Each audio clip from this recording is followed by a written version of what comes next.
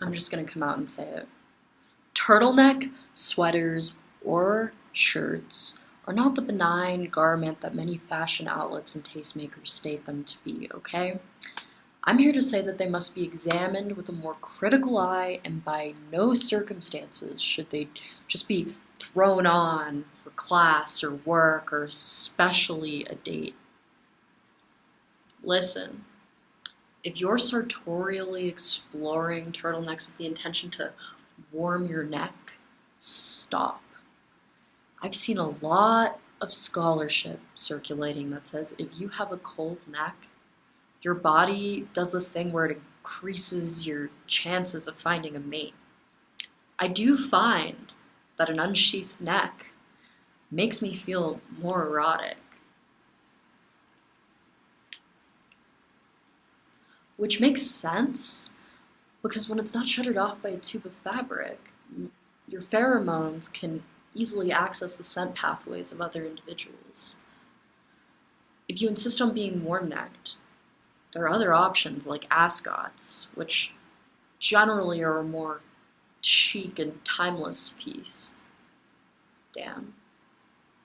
But seriously, turtlenecks are so fucked up. Beyond reproductive reasons, they can also make you look somewhat ghastly, like some of history's more recent public devils. We got Elizabeth Holmes, infamous grifter who lied about her blood test empire and the actual timbre of her real voice. We've got a man who walked around Reed College barefooted and invented the phone that you're addicted to. I'm not even going to say his name, it's redundant.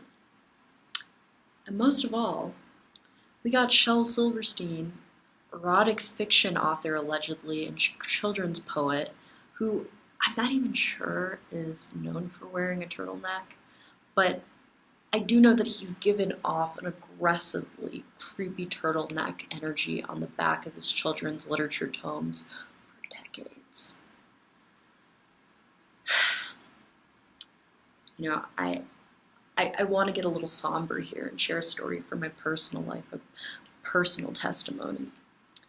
I, a reader of fashion magazines, have fallen victim to the treacherous garment, the turtleneck, in the past.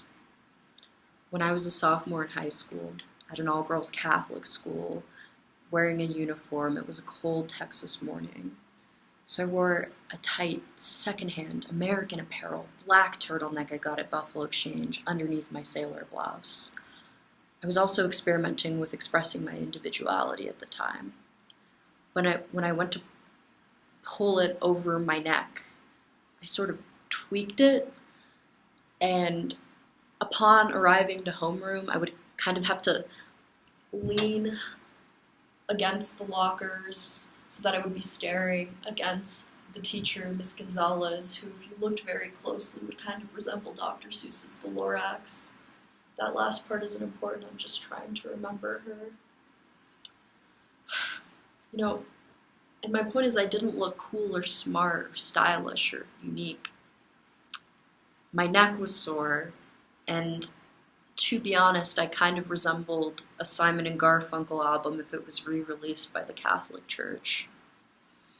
In a way, I'll admit, daring to look like a septuagenarian in a schoolgirl's outfit was sort of my resistance pushing it back against the stereotype. But with hindsight's eye, I can say that it wasn't worth the pain.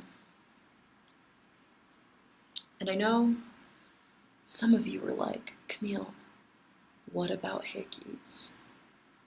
And to that I say, yes, that is an instance when you could throw one on.